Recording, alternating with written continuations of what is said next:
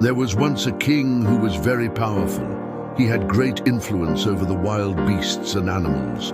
Now, the tortoise was looked upon as the wisest of all beasts and men. This king had a son named Ekpenyon, to whom he gave 50 young girls as wives, but the prince did not like any of them.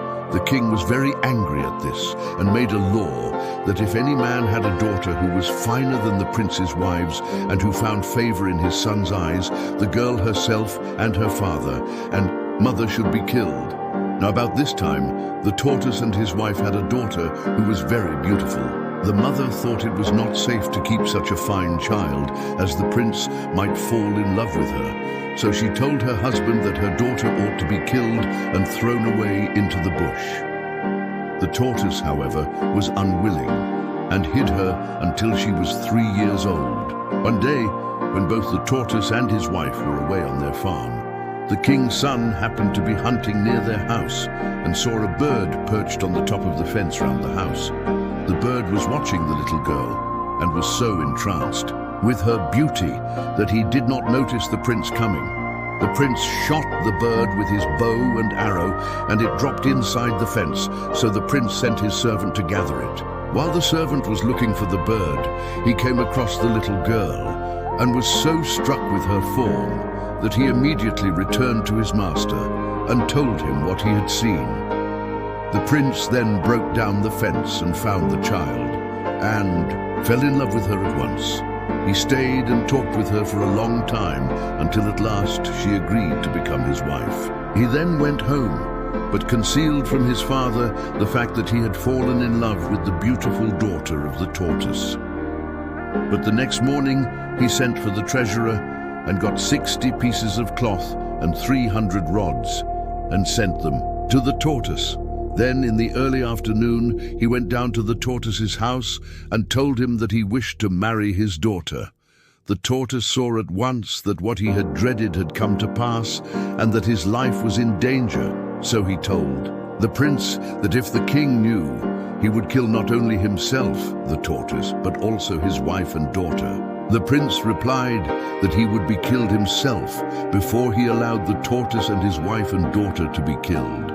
Eventually, after much argument, the tortoise consented and agreed to hand his daughter to the prince as his wife when she arrived at the proper age. Then the prince went home and told his mother what he had done. She was in great distress at the thought that she would lose her son, of whom she was very proud, as she knew that when the king heard of his son's disobedience, he would kill him. However, the queen, although she knew how angry her husband would be, wanted her son to marry the girl he had fallen in love with. So she went to the tortoise and gave him some money, clothes, yams, and palm oil as further dowry on her son's behalf, in order that the tortoise should not give his daughter to another man. For the next 5 years, the prince was constantly with the tortoise's daughter, whose name was Adette, and when she was about to be put in the fatting house, the prince told his father that he was going to take Adette as his wife.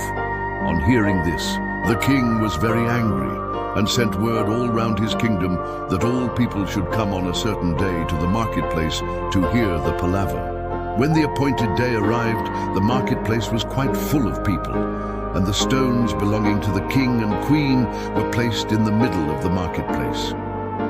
When the king and queen arrived, all the people stood up and greeted them, and they then sat down on their stones.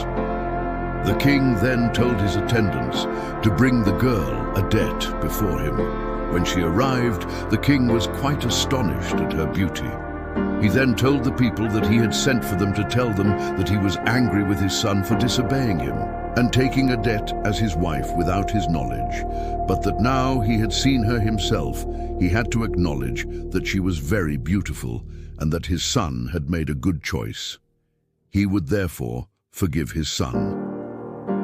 When the people saw the girl, they agreed that she was very fine and quite worthy of being the prince's wife, and begged the king to cancel the law he had made altogether.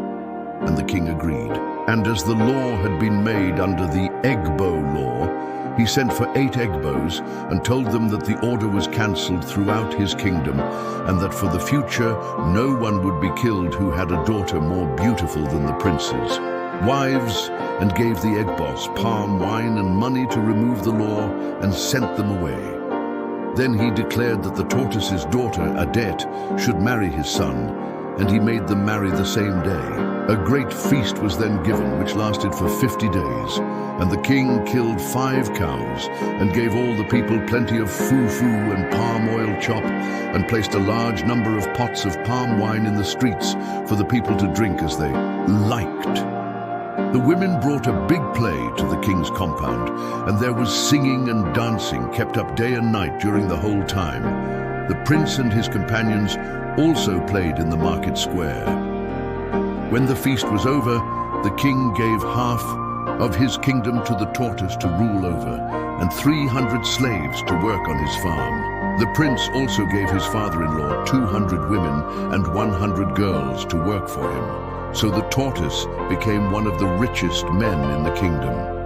The prince and his wife lived together for a good many years until the king died, when the prince ruled in his place. And all this shows that the tortoise is the wisest of all men and animals.